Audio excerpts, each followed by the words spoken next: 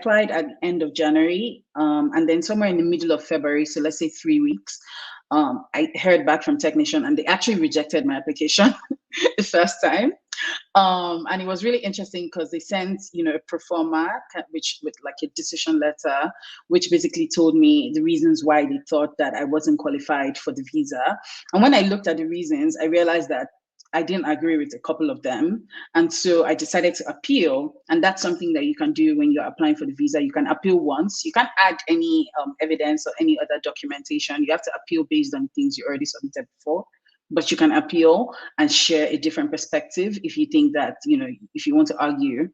And so I did that, and it took another 3 weeks. And then I eventually got my endorsement at the beginning of March. And I think the very first thing is recognizing that you can always appeal, because a lot of people, like I also wasn't going to appeal, to be honest. Before I thought very deeply about what they had said to me, just the mere fact that, it came back and it was a rejection and it was something I was unsure of in the first place.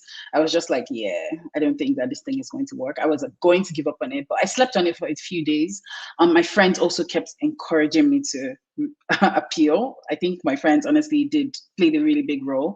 But when I did decide to appeal, I think the first thing I did was look at my entire application and then look at the reasons that they had chosen to deny the endorsement. And I saw that, in terms of my salary history, I already met the requirements. Like there was a consistent growth, and you could see that I was getting paid higher than, counterparts in the same field. And that was just an established evidence that I had no arguing with. But I saw that they didn't actually use that. They didn't reference it in the decision document at all. It was as though I never submitted that document from the feedback that they sent to me. So the very first thing I did was go back to them in my appeal whilst writing, kind of like, my appeal was essentially just answers to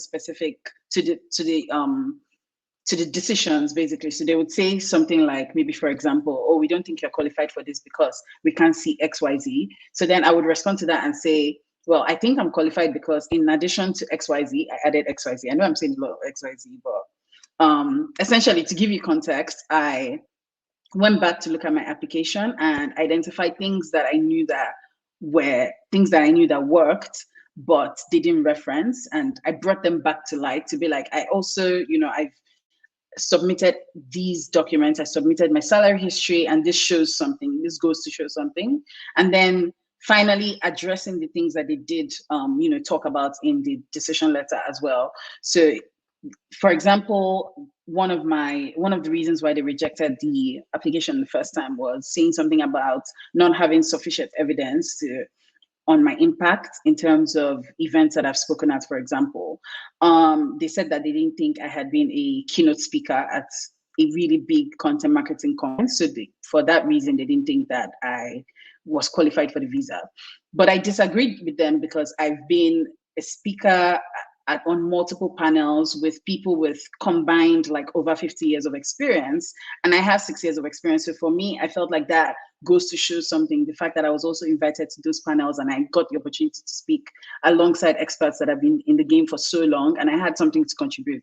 So you also have to be creative. You have to stand up for yourself essentially and think about, like, you need to really believe what you're saying, I think, because yeah, when I sent my appeal, I remember telling my friends, like, I don't know what's going to happen, because I feel like I was really like defensive, and I really stood up for myself in my appeal. I really showed them that, this is how I think about myself, and this is how other people think about me based on the recommendation and supporting letters that I've submitted. So yeah, this is me.